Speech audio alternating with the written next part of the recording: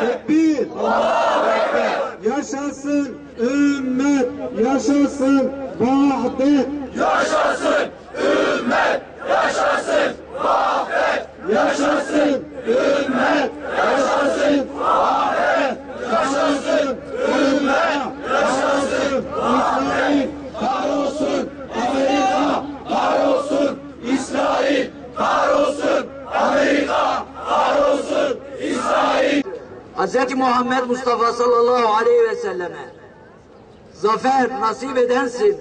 Ona Bedir'de, Uhud'da, Hendek'te Ensar ve Muhacir ordusunu galip edensin. Tarumar edilmiş mübarek beldemizi çağdaş firavunlar ve Nemrutların zulmünden kurtar ya Rabbi. Amin.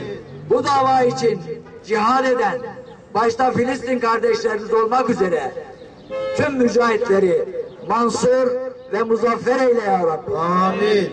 33 yıldır Ramazan ayının son cuma günü tüm dünyada Müslümanları tarafından Kudüs günü olarak kutlanmaktadır.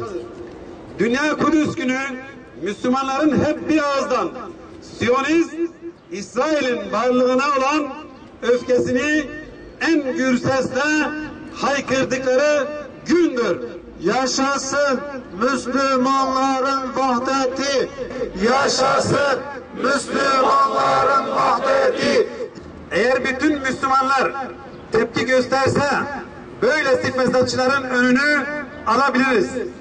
Dünya Kudüs günü Yahudi ırkını en asil ırk sayıp diğer insanlara insan yerine koymayan Siyonist İsrail'i işgal ettiği İslam topraklarından def etmek için kararlılık gösterme günüdür. Sadece Filistin ve Kudüs mü?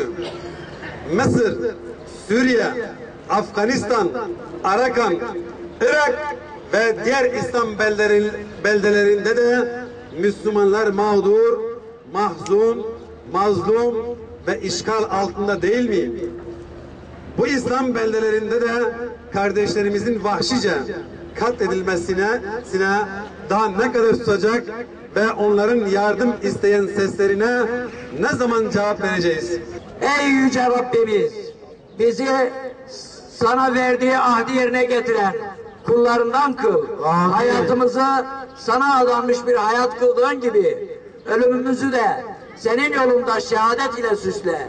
Amin. Ya İlahel Alemin, bu dava için mücadele eden ve şehit olan tüm mücahitler için hayır dualar yapıyoruz. Tekbir! Allahu Ekber! Muhammed Ekber!